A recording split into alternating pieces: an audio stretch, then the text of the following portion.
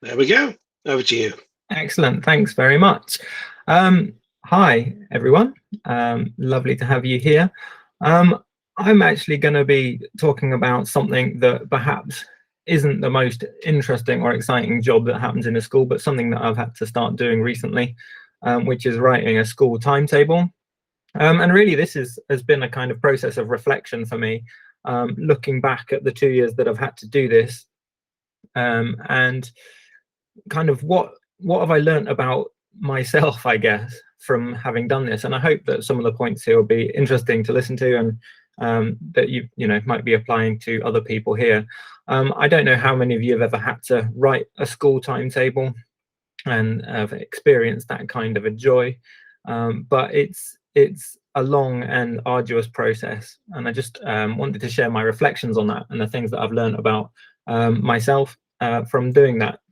Um, if you have ever written a timetable, this front picture will spark some memories. I just like it because of the way the optical illusion works, in terms of it looks like it's a bit wonky when it's actually straight. But anyway, let's move on. This is a bit about me. My name's Daniel Hubbard. I was part of the London 19 cohort, and I was on Team Life. And I've put up there my kind of work credentials because they're pertinent to what I want to talk about today. So 2 years ago, I was made an assistant headmaster at a small school in Berkshire. And as part of that job, I was given the joy of writing the school timetable. Now, I think when it comes to writing timetables, there are kind of two kinds of people. There are those that have experienced other people's timetable writing and believe that they could definitely do a better job. And there are those that just dread the idea of even having to think about this sort of thing. Now, I was certainly in the former category, having been a maths teacher for a long time and having had to put up with timetables written for me, where I was teaching the same pupils, 3 times in a day at different times and all this sort of business. I felt that I could do a better job, until that is, I had a go at doing it. So that's where I was at. And I think the thing I would say is that you might think that writing a timetable for a small school would be easier than for a large school. But I think perhaps the opposite is true. Actually, when you've got fewer teachers and fewer rooms to work with, things become really complicated at times. Building a timetable is kind of akin to a 3D or maybe even a 4D jigsaw puzzle, where we have to make sure that students can not only be sat in the right room with the right teacher studying the right subject, but we have to make sure that all of the quirks of part-time teachers and science lessons only happening in science rooms and all these different kind of restrictions are met. And so I was given this task for the first time 2 years ago, and I thought I could do a brilliant job of it. I sat through the 4 days of training that it requires to learn the software, and I approached this task full of optimism, and I think that was a slightly misplaced optimism. I found this quite a hard job to do, especially the first time round. But I think, as I've said already, I learned a bit about myself in this process, and that's really what I want to talk about today. Just before we get to that, I'd forgotten that slide was there, but this is a slide about my innovator project, which has kind of stalled over the last 2 years a little bit. I think the main reason for that actually is me getting the job that I got. My title was assistant headmaster in charge of exams and data, and if you know anything about what's been happening in the UK in terms of exams over the last 2 years, you'll know that that has taken up an awful lot of my time and energy. Yeah, my project is around this kind of stuff, and this is something you're interested in, then it would be great to hear from you afterwards, and perhaps think of ways that you might become involved in this project, because I'm really keen to start working with other people on delivering what I wanted to deliver over 2 years ago. Anyway, let's move on with timetabling. So I think timetablers can never please everybody. That someone has to teach that horrible class last thing on a Friday. Somebody has to have them first thing on a Monday morning. And so you're always going to be making someone unhappy. And I think that's kind of a lesson that I learned fairly quickly. Also, teachers kind of, when they receive their timetable for the following year, it can really make a huge difference to the way that they feel about working at your school. It can really make a difference to kind of their outlook and how enthusiastic they feel about starting work the next year. And so you always feel like everybody's enemy for those few weeks when the timetable is about to be published. But I want to focus in on 4 kind of stories about my timetabling that have taught me something about myself over the last 2 years. And those 4 things are represented by these 4 images here. And hopefully what I mean by those will become clear over the next few minutes. So the first picture is this one. Now, this is the timetable Monday through to Friday that's followed by our sixth form students. So that is 17 and 18-year-olds. And as you can see, there's different blocks. There's A, B, C, D, and E in each year group. And those are scattered about the place. And the issues that I had just putting this sixth form block together were tremendous. I just want to highlight 3 members of staff. And these 3 members of staff only really work in the sixth form. And so they are teaching the sixth form almost all of the time. And I have to admit that given this was the first job that I do, trying to sort the sixth form out, spending hours and days and even weeks just trying to fit the timetable together so that these 3 members of staff would fit within the timetable structure. And the number of times that I had to do this was extraordinary. The number of times that I had to delete everything from my sheet and start again really got me down quite a bit. And I began to think that actually it wouldn't be possible to timetable these 3 members of staff. And in my mind, the problem became a lot worse than it actually was. The problem was trying to timetable 3 people, but in my mind, I was thinking, if I can't timetable these 3 in just 2 year groups, how am I supposed to timetable the whole staff when I've got another 5 year groups to add on to the bottom of this timetable? This problem is kind of began to start to feel like quite a heavy burden and quite insurmountable. But the thing with writing a timetable is you're not really allowed to fail.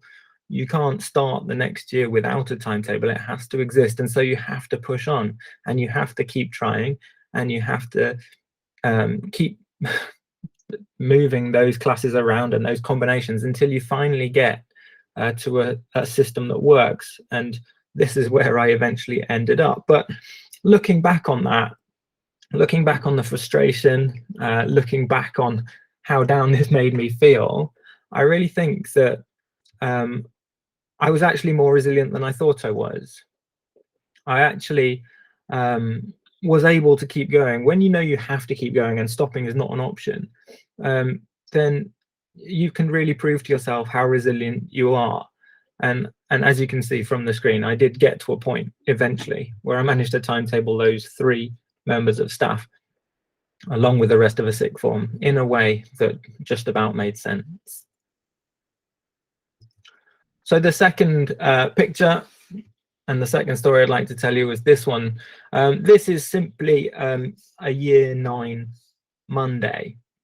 You can see there that they have a bit of science, a bit of languages, a bit of maths and some games. But the thing that irritated me most on this particular year 9 day was those science lessons. you see that those 2 science lessons are with the same pupils, taught by the same teachers in the same classroom, but they are kind of 2 hours apart. That is not great in a school timetable. It's frustrating, I think, for the students and probably for the teachers. The teachers would much rather have a double lesson. It's obviously they're 2 single lessons, which means you lose time from students moving from one place to another. The students have to remember what they were doing before their languages lesson and their maths lesson and be able to get back to it quickly. It's far from being great. But in this particular instance, because of the way the rest of the timetable was set up, this was unavoidable. It was the only way that I could wedge the 4 or 5 science lessons in a week into the timetable and be able to staff it properly.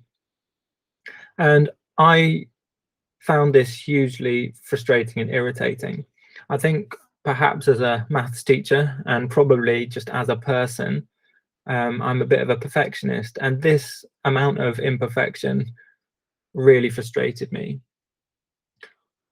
But over time, I came to realize that there was no way around it. And actually, the science department were quite understanding about this. And I think to get the job done, sometimes you just need to let go of the perfectionism within yourself and just get on with it. Things don't have to be absolutely perfect to work and to work well.